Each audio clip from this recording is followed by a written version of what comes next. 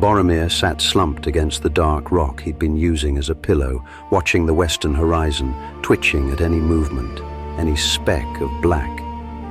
His cloak, now tied at the neck with twine, was wrapped tightly around him. The land of the last few days had become more barren and rugged, and now the icy wind was in the east. He'd been camping in any hollow or under any thorn bush he could find. The last thing he'd eaten was a fish he'd caught 8 or 9 days before, or it seemed that long. He'd half cooked it over a tiny fire and had thrown it back up soon after swallowing a few bites. His present preoccupation was keeping his water skin full. Any gurgling brook he came across seemed like half-buried treasure. Filling his belly with cool, sweet water felt like a feast, and it would stave off hunger for an hour or so. He'd been woken by a warm sun, and now, as he sat scanning the horizon, he noticed his tunic steaming in the sunlight. He felt almost content as the heat seeped down through to his undershirt. Satisfied that there was no one following him, he struggled, aching all over, to his feet. He sheathed his sword and shouldered his shield, then walked towards the newly risen sun. He hadn't gone half a mile when the land started to dip down gently. Another mile and the wind brought the smell of a river. And after another hour, the land fell away into a wide valley. After what seemed to have been a month of slogging across endless moors, he'd finally returned to the Gwathlo. Or was it the Horwell? He looked out across the grey band of the river at a land even more rugged. Great cliffs, speckled with pines, rose from the eastern banks. After glancing up at the sun, he gazed upstream, thinking for a while before setting off south with a lightness of heart that he hadn't felt since Edoras. The land was firm and the weather was fine, even though a cold wind whipped his cloak and burned his face. What if you're wrong? Wrong? You think the mouth of the Bruinen is downstream. If I remember nothing else from Theodred's map, I remember the rivers. The Horwell flows south from the mountains above Rivendell, while the Bruinen's course is from the northeast. Very well. They were silent for a while until Boromir blurted, If I'm wrong, I'll know when I come to the Dwarf Road. That's 90 leagues from here. Enough! He walked with the river and never did it veer from a generally southward flow. All day he watched the sun swing across the sky. The land undulated gently and the cliffs across the river became lessened. A skein of geese flew low across the water before lifting into the blue afternoon. High wisps of cloud smudged the sky. Towards dusk, the river started to widen. Across the water, the reddish stone ruins of an ancient city sat among the pine trees. Hints of half-fallen towers and archways peeked from the green. Just as the ranger said. Walking further, the river widened into what seemed a small lake. Boromir paused and looked across at the confluence beyond the ruins. The Bruinen. Her waters are swift. See how they churn as they meet the Horwell. Boromir ignored her. I never doubted you, my son. There was a smile in her voice. Boromir walked along the top of the sloping riverbank and paused where a narrow path ran down to the river at a sharp angle. He looked down at the water's edge. Half hidden in the reed beds was a coracle. He noted the irony that for all his effort in drying his clothes, he may well get soaking wet again very soon. For an instant, he pondered walking north, recalling Theodred's comments about a last bridge. But he was already walking down the path. A brace of mallards made a fuss and flapped about in the reeds as Boromir cut a few bulrushes. After trimming them, he stuffed the tubers into his bag. They weren't potatoes, but they'd do. A starving man doesn't demand to see the menu, said Finduilas. The coracle was upside down. He picked it up and inspected the stiff skin for any holes. It seems to be in good condition. I've never used one before, he said as he stood over the coracle. You've seen it done. The fisherman near Caer Andros. 30 years ago, and he had an oar. The reeds sighed and swayed in the breeze as Boromir put the boat out onto the water. He held it steady while he lifted his foot over the gunwale, then pressed down on the bottom of the coracle as he tentatively lifted his other foot. The boat slid about in the shallow water, and he was forced to plant his boot back on dry land. After removing his scabbard, he again tightened his belt. Holding the sword like a crutch, he pushed the end of the scabbard into the firmest earth he could find, steadying the boat with his other hand.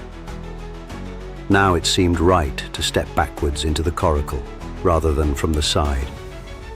He raised his right foot into the boat and planted it firmly just in front of the seat.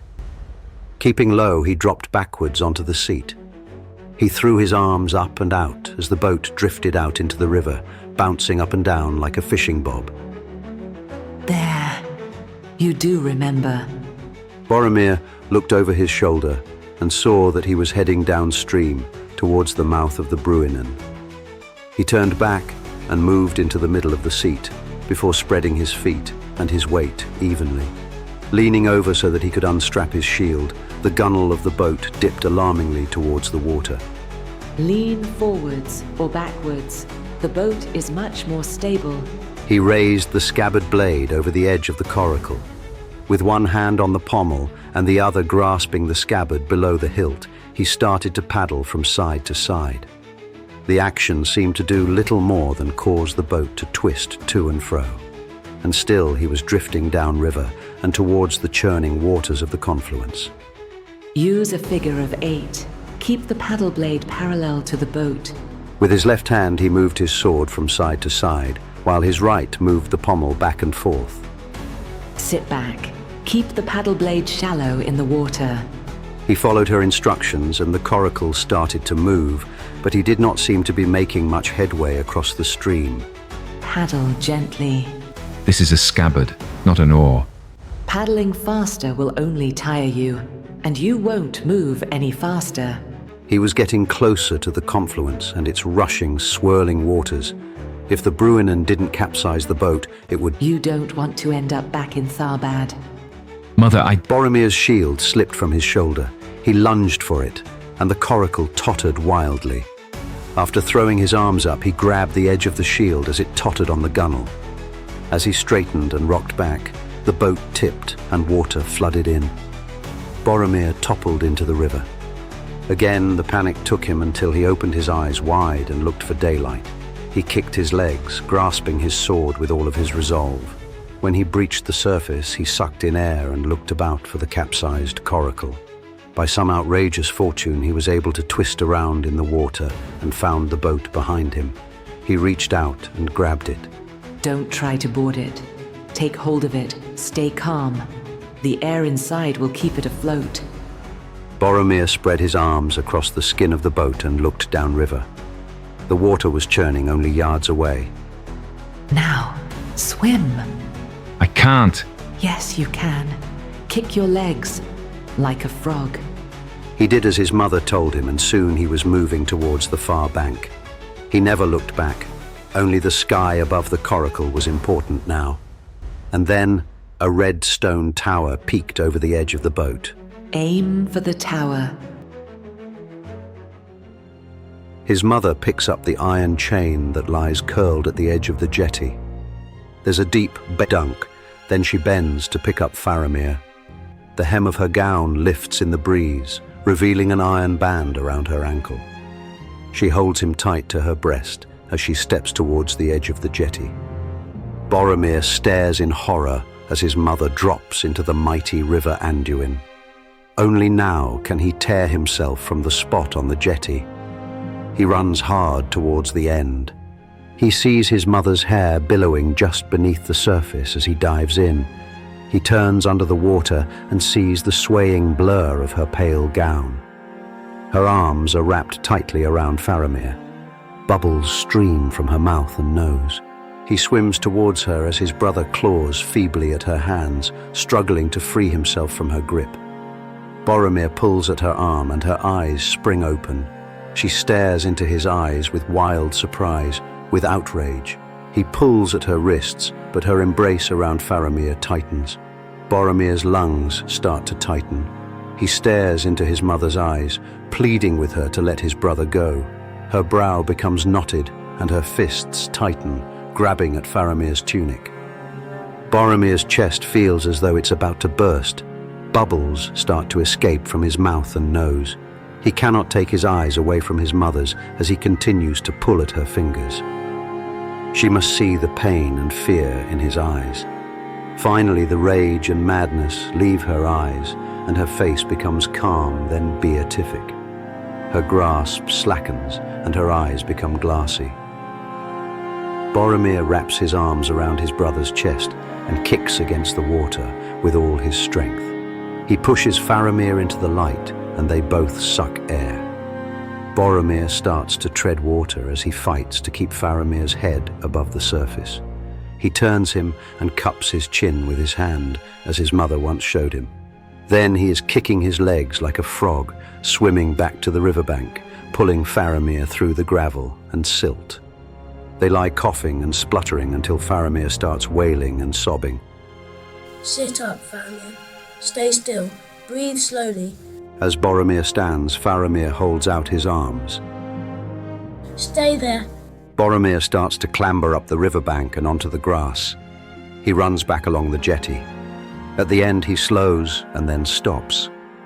He looks over into the clear, scintillating water where his mother is anchored to the riverbed by her foot.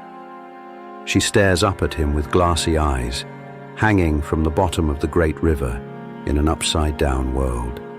Her arms and one of her legs are half raised as though she is caught in some wild dance.